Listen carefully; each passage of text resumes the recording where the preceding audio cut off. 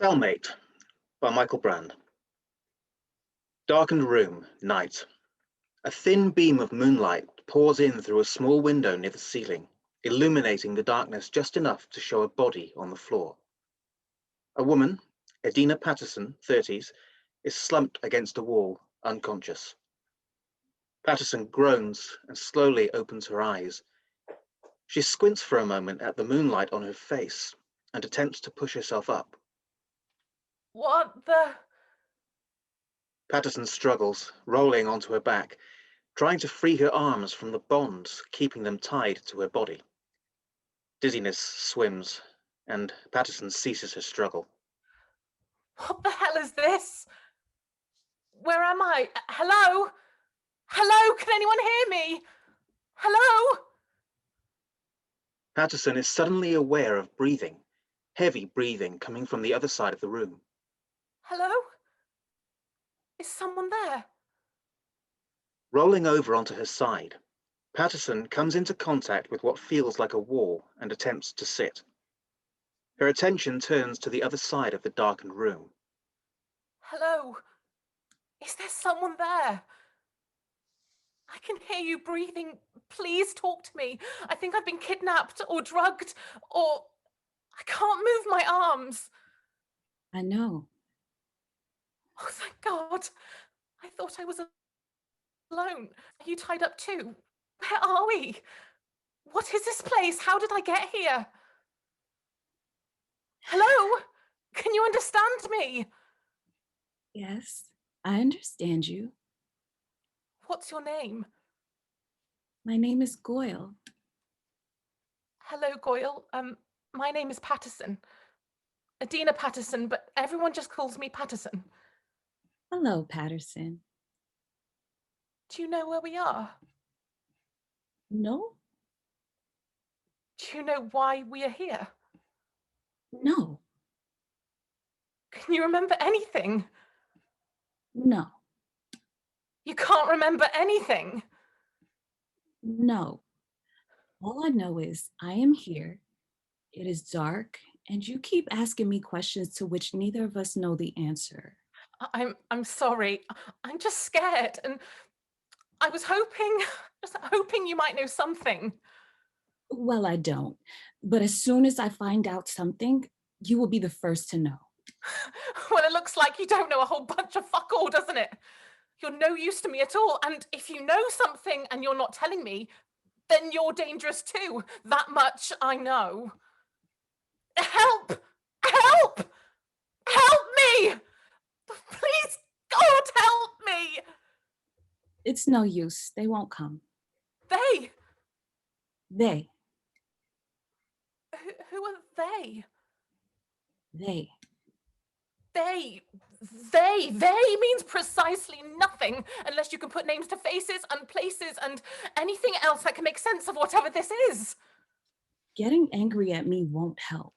How can you just sit there? Why don't you do something? I am doing something. What? What are you possibly doing at this moment in time that is helping us? I'm keeping you company. What do you mean you're keeping me company? Listen, they're coming. Patterson stops, remaining perfectly still, listening. In the distance, the sound of heavy footsteps marching their way towards the room, and the sound of voices. Patterson falls back, pushing herself back against the wall. The faint sound of fingers tapping keys, with every tap followed by an electronic beep, quickly followed by a long beep, and the slow, ominous sliding of bars. Suddenly, Patterson's eyes are flooded with light. Unable to shield her eyes, Patterson desperately blinks, trying to see who or what is coming, and takes her first look around the room. It is a padded cell, and Patterson is the only occupant. She looks down at her bonds. A straitjacket. A large section of the padded cell swings open to reveal two orderlies and Nurse Dobbin.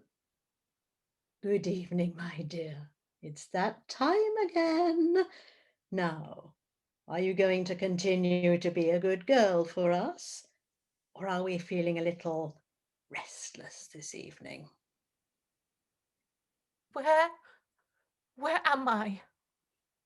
Nurse Dobkin kneels down beside Patterson, raising her hand to gently comb a strand of hair from her face. Oh, my dear. We have this same conversation every evening, and every evening I tell you the same thing. You're where you belong. How can I possibly belong here? Oh, my dear, poor sweet little bird. It isn't us that decided you belong here. It was you. Now, are we going to be good tonight? Patterson feels a sudden stinging sensation across his skull. Better take the medicine. Then we can sleep and forget. What if I don't want to sleep or forget? Then we will have to kill all of them. That is what you want, isn't it? I'll be good. Nurse Dobkin smiles, indicating to the two orderlies to administer the injection, whilst one of them holds Patterson down. The other sinks the needle into Patterson's arm. That's a good girl. Remember, health before wealth. What do you mean? The orderlies step off Patterson and make their way out of the cell. Nurse Dobkin takes a moment to stroke Patterson's tear-strewn face.